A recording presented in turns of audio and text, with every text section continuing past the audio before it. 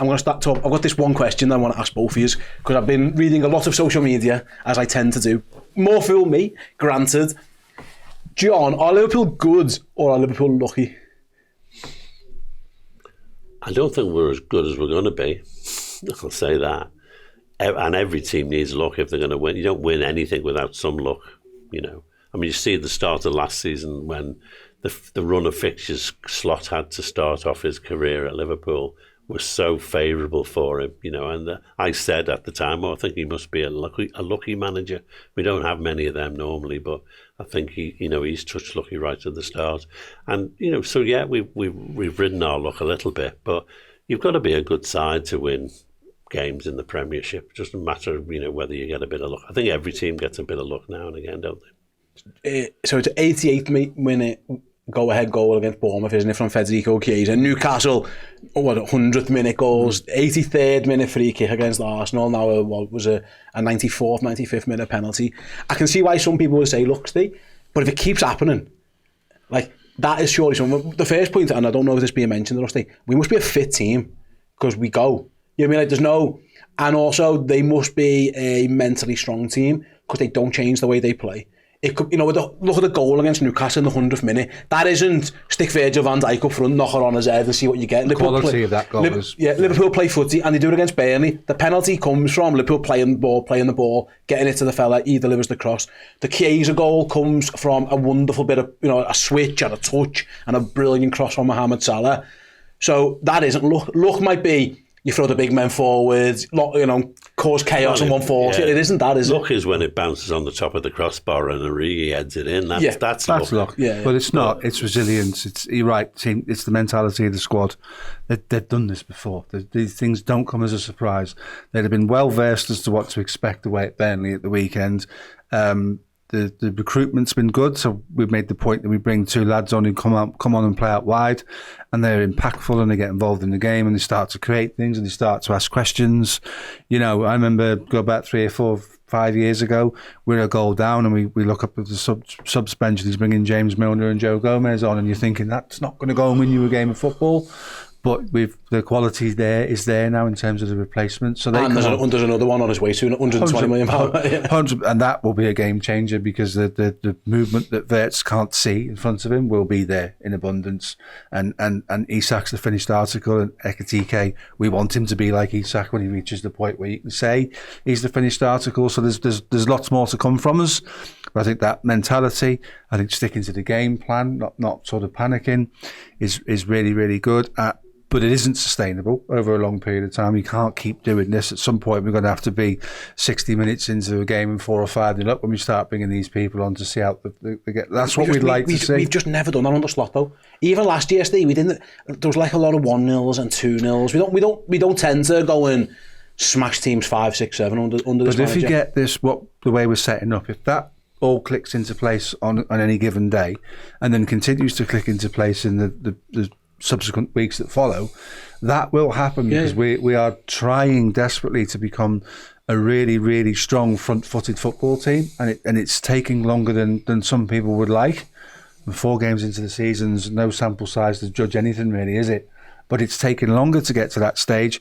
And like John says, you see things from Wirtz and you think, wow, do you know what? When he connects with somebody genuinely and truthfully on the pitch, and him and Isak see things on the same page, and that's what it might take, then we will be a completely different proposition. We're top of the league, 4 wins, 12 points, from a load of performances where if you sat and looked at them, second half, Arsenal alone, you'd struggle to give us more than 6 out of 10 as a collective performance.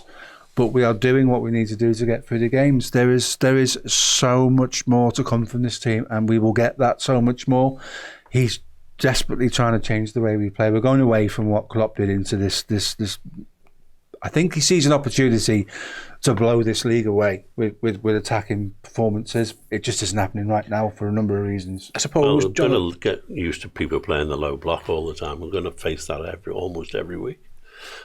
I suppose, John, as well, and this is a really, really mad thing. I've got 2 points on this one. The first one, it's just dead hard to play Liverpool. We test you in every single possible way. Therefore, it just takes one mistake, or it takes. And also, like, we've had a couple of lads get sent off again, so you've got to work really hard to press us and harry us. You look at us under Slot, we don't lose football matches, so that's a great place to start, isn't it? You're so confident you're not going to lose the game, so it's just a question of how long it takes you to win it. I'll be honest, I thought we were going to win at every point yesterday. Even when it got to 93, I think we were going to win. I didn't feel that against Newcastle. I thought, we've thrown this away a little bit here. Our heads have gone a little bit. Arsenal, I always thought we'd win. That because they were offering no attacking threat, and I just presumed it was going to come. Honestly, I was even usually my goal reaction videos go viral with me and Paul, and it kind of did. The younger Mo one did. Me and Paul almost jumping all over each other. It was actually quite calm against Burnley, Ste, and I think it's because, and I'm just speaking for myself, and feel free at home to let me know if you disagree or agree, whatever. I just trust this team to find a way. And that isn't luck. This idea that it's luck is nonsense. It's a load of boss footy players who know exactly what they're trying to do against a knackered team, again, who have been ran ragged. There's going to be a mistake or a piece of quality. And I just feel like that's where we're at with this team now, because they're so good and they've kept on doing this time and time again. You can't say a team who's done this for 3 years, more late winners than anyone recently. Darwin Núñez has got a collection of them by himself. Like, that isn't luck. It's clearly, these are just an amazing football team, and to even get a draw against these lads, you're going to have to work your nuts off. Yeah, and we've got that thing in us, haven't we, that arrived at the football club with Virgil van Dijk, in the sense that it's just relax, it will happen.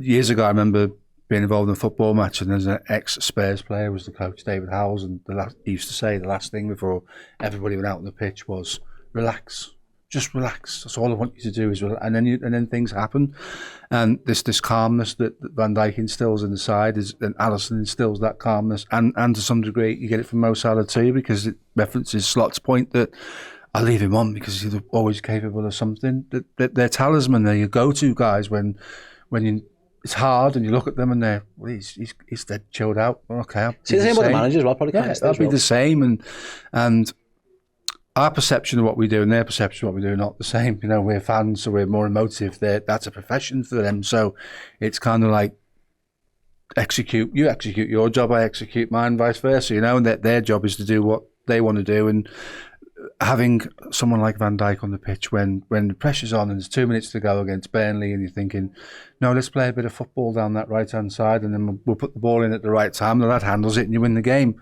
There's no panic. There's no temptation to throw him up front. A lot of teams will go, right, Harry Maguire, go and see you later, go and get yourself up front, we're gonna bomb right. Liverpool continue to play football, John. That's what they must trust themselves. Listen, we're all good, and this is the game plan, that has won us a Premier League title, got us to a final, got us to penalties against the European champions. I think we can trust our game plan a little bit, and that does take a little bit of mental resilience to go, you know what? Yeah, because it's not. We don't have to throw the baby out with the bathwater here. We are going to find a way to win this game. You just keep plodding away, and you're confident that it will come good in the end. Up to now, that's working. And like you said, Steve, before, this is Liverpool at like 50-60%. And the winning game. They're the only team who's won every game, and there's more to come. And listen, you talk about anti-football. The next 2 games might be similar. Like I don't, Simeone's Atletico, they're a bit different, but they might be that. Everton is going to be a dog of a game as well. So they're going to have to show this. It might not click straight away, but it does feel like if this is the base with more to come, then fingers crossed it's all gonna. It feels like it could go pretty well, because the glass half empty. People will be going, yeah, my God, Liverpool are lucky. They should be on 5 points, never mind 12. The glass half full is, this is Liverpool at 50-60%, and they're going to get better. Where are you on that balance? I read Henry Winter's article on that subject, and it is like the rest of the Premier League should be worried right now, because they're not firing on all cylinders, but they're still too good for everybody else in terms of the league table, as is. Great recruitment, great attitude, great resilience to go right to the final whistle. At some point, things will slot into place, forgive the pun, and it'll just happen for Liverpool. And at that point, they quite conceivably could accelerate away from the rest of the group. Yeah, fingers crossed that is exactly what happens. Let us know your thoughts in the comment section. Are Liverpool good or are Liverpool lucky? My guess is it's pretty much the first one, with a little bit of the second one thrown in as well. That was a clip from the Final Word show. If you'd like to check out the full show, head on over to redmenplus.com.